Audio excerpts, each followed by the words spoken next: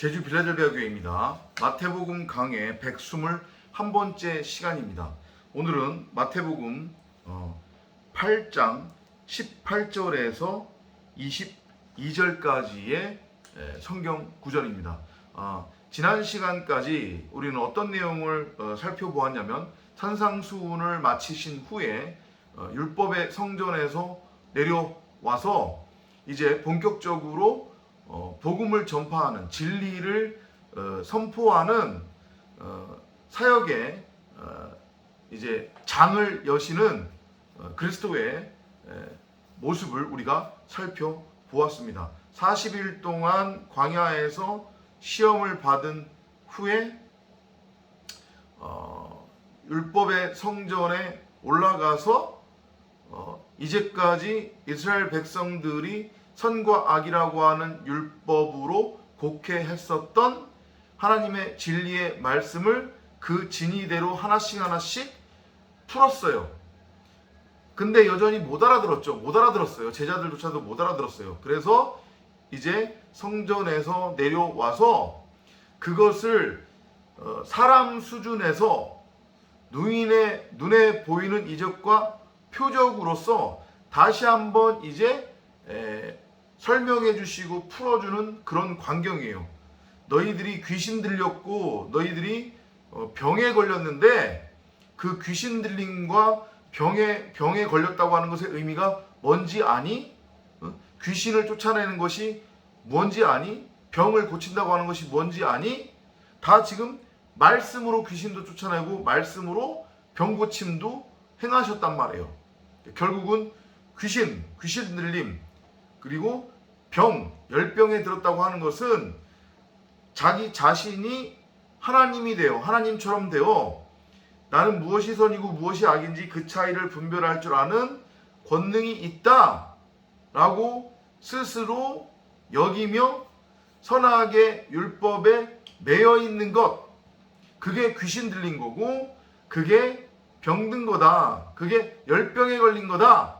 이거를 하나의 비유적인 그리고 이적과 표적으로서 보여주고 계시는 그런 장면이 마태복음 8장 1절부터 17절까지 쭉 이어져 왔어요.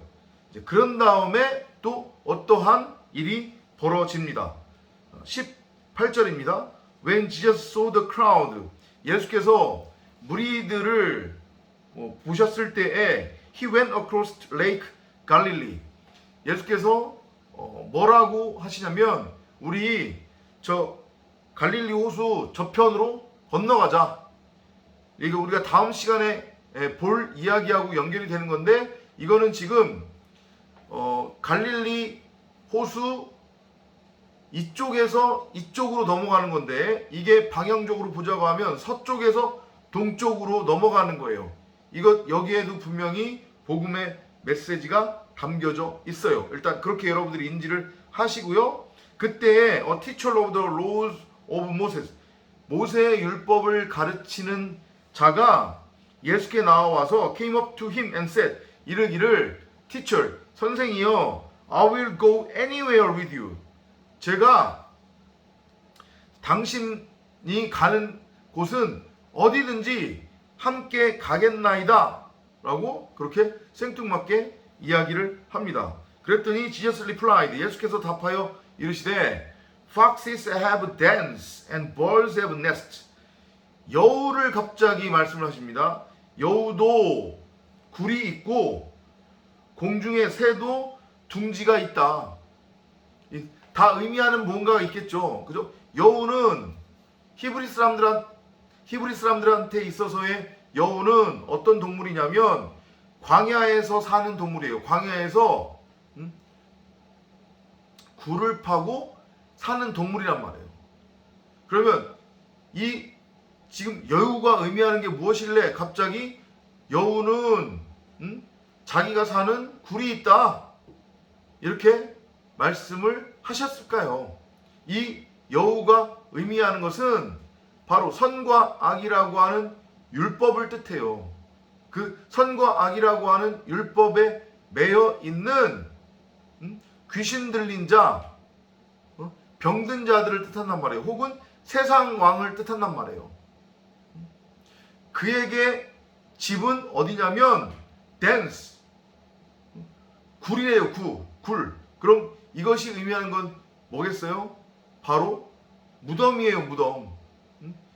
율법이 집을 삼아서 살고 있는 곳, 그곳은 바로 영원한 감옥, 지옥, 무덤이란 말이에요. 그것을 비유적으로 지금 설명하고 계시는 거예요. 그리고 벌세브 네스트, 공중에 나는 새도 둥지가 있다. 공중에 나는 새 마찬가지로 선과 악이라고 하는 그 율법에 매여 있는 자들을 뜻하는 거예요.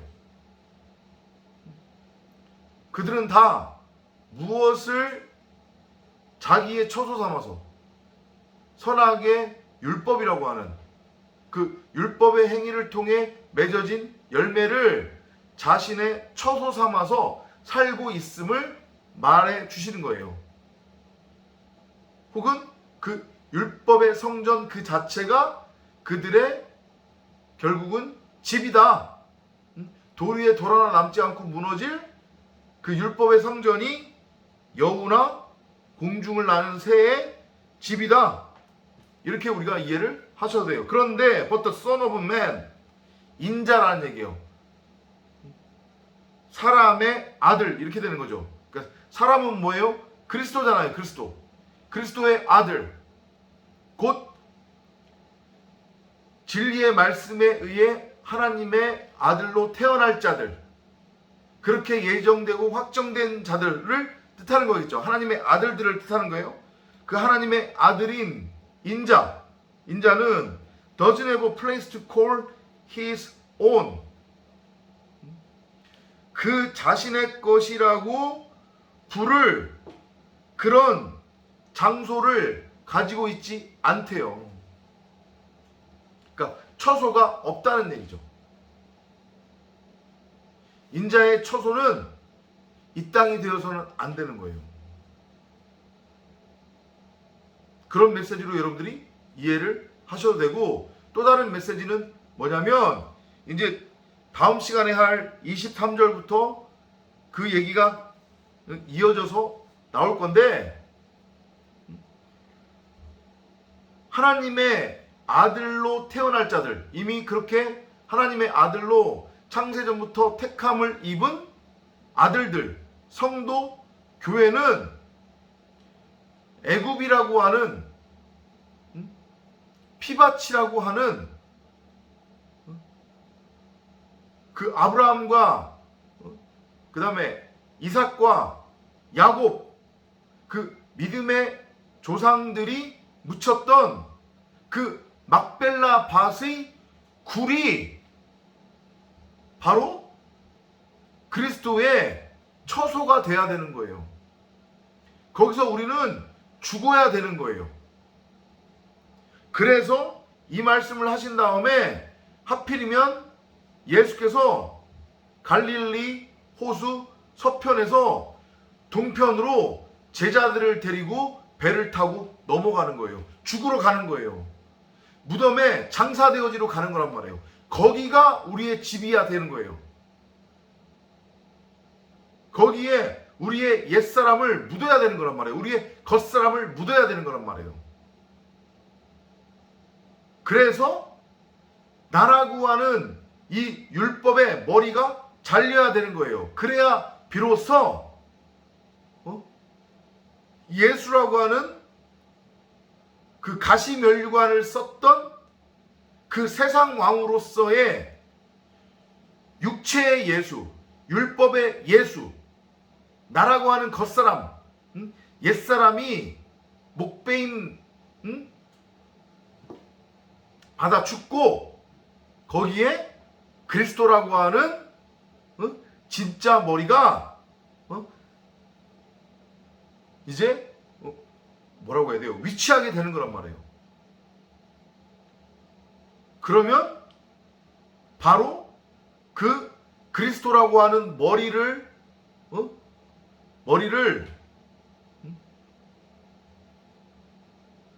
뭐라고 해야 될까요? 성전삼은 바로 성도 여러분이나 제가 그리스도의 처소가 되는 거예요. 이게 우리말 성경에는 지금 그렇게 번역이 돼 있잖아요. 여우도 굴이 있고 공중에 나는 새도 둥지가 있는데 인자는 머리 둘 곳이 없다. 예, 그렇게 연결되는 거예요. 이제까지는 여러분이나 저라고 하는 육체의 예수로서의 선과 악이라고 하는 율법으로서의 그 머리가 그리스도의 처소를 뺏었잖아요. 우리가 스스로 왕이 되어 신이 되어 하나님이 되어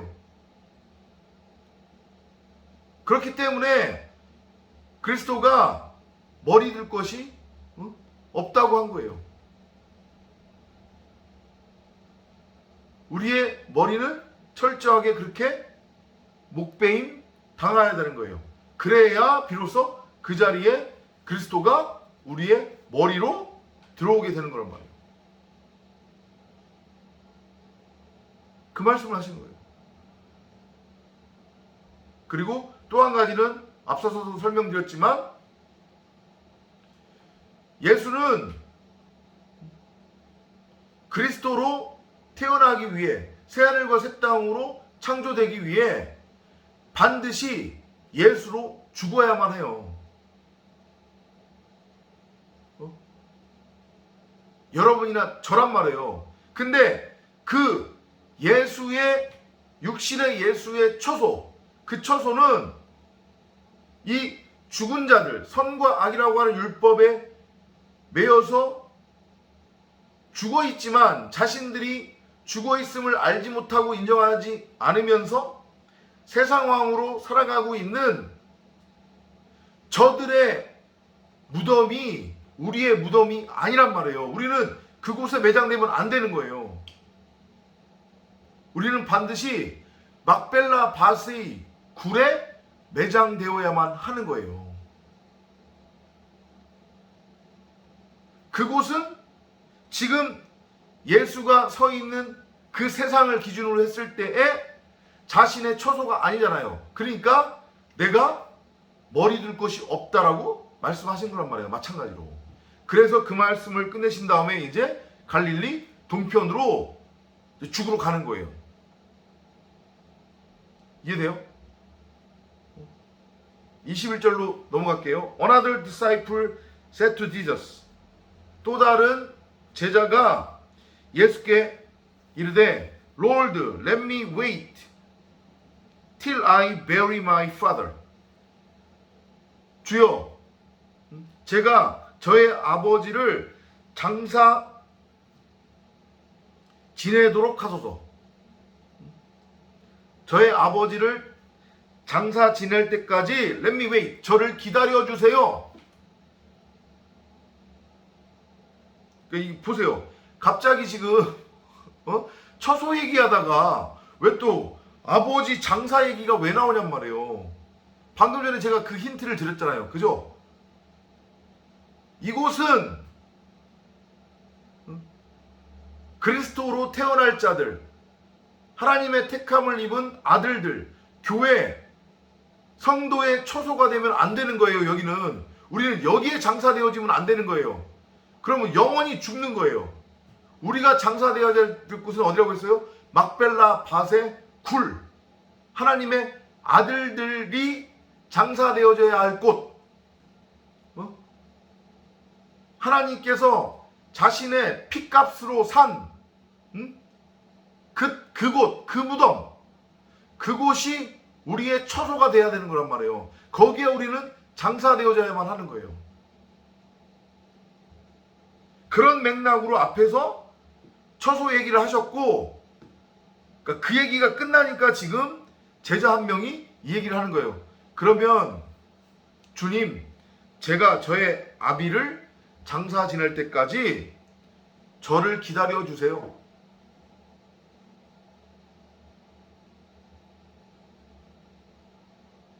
그랬더니 예수께서 뭐라고 대답하시냐면 Jesus answered, Come with me. 나와 함께 가자. And let the dead bury their dead. 죽은 자들이 더 dead니까 이거 죽은 자들 뜻하는 거예요. 정관사에다가 형용사가 붙으면 이게 복수 보통명사가 되는 거니까 죽은 자들이 그들의 dead니까 이게 뭐예요? 시체잖아요. 그들의 시체를 매장하도록 장사하도록 해라. 그러니까 죽은 자들은 죽은 자들에 의해서 장사가 되어져야만 한다. 그런 의미예요. 그러니까 지금 영어 성경으로 읽자고 하면 죽은 자들로 하여금 그들의 시신을 장사 지내게 하라 이렇게 되는 거예요. 무슨 얘기 이해돼요? 자, 정리하면 이렇습니다. 하나님의 아들들, 하나님의 택함을 입은 아들들, 장차 말씀에 의해 세 번째 성전, 그리스도로 태어날 자들, 성령으로 잉태될 자들, 새하늘과 새 땅으로 지어질 하나님의 아들들, 교회, 성도는 이 세상, 이곳이 아닌 막벨라 밭의 굴에 장사되어져요. 누구에 의해서? 하나님에 의해서 장사되어져요. 그 막벨라 밭의 굴에 다나토스로 장사되어져야 바로 세 번째 성전 그리스도 새하늘과 새 땅으로 태어날 수 있기 때문에. 이해되시죠? 하지만 선과 악이라고 하는 율법에 매여서 영원히 종노릇해야 할 자들, 그들의 무덤은 바로 이 세상 자체인 거예요. 그들은 그들 스스로를 이곳에 묻어요.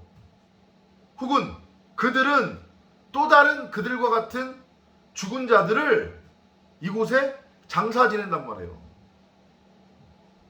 그게 결국 의미하는 게 뭐겠어요? 율법. 선과 악이라고 하는 율법에 매여 있는 자들은 선과 악이라고 하는 율법에 의해서 이 세상에 영원히 묻히게 되는 거예요. 장사 되어지는 거란 말이에요. 하지만 하나님의 아들들은 하나님에 의해서 막벨라 밭의 굴, 그 피밭, 아겔다마의 다나토스로 하나님에 의해서 장사되어지고 그리스도 세 번째 성전 새하늘과 새 땅으로 태어나는 거예요. 그곳이 여러분이나 저의 처소가 되는 거예요. 머리 둘 곳이 되는 거란 말이에요. 비로소 그리스도가 나의 머리가 되어지는 그곳. 그 얘기를 하시려고 이렇게 어려운 말씀을 지금 하신 겁니다. 인자가 머리 둘 곳이 없다고 하는 것의 의미 이제 이해되셨죠? 두 가지의 의미입니다. 하나는 그리스도가 머리가 되어야 되는데 죄에다가 지네들이 머리가 곧은 백성으로서 세상 왕이 되어 자신들이 하나님이 되어 선악의 주체 노릇을 하고 있는 거잖아요. 그러니까 주님 그리스도 입장에서는 당신이 몸된 교회의 머리가 돼야 되는데 머리 둘 곳이 없는 지금 형국이잖아요. 그런 의미로 지금 내가 머리 둘 곳이 없다라고 말씀을 하신 거. 그리고 또 하나는 장차 그리스도로 태어날 예수, 육체의 예수. 그 하나님의 아들들은 머리를 어디에 두어야 되느냐? 막벨라밭의 굴에 머리를 두어 하나님에 의해 장사되어야만 한다. 그 메시지로 마태복음 8장 18절부터 22절까지를 이해하시면 되겠습니다. 다음 시간에 또 찾아뵙도록 하겠습니다. 안녕히 계십시오.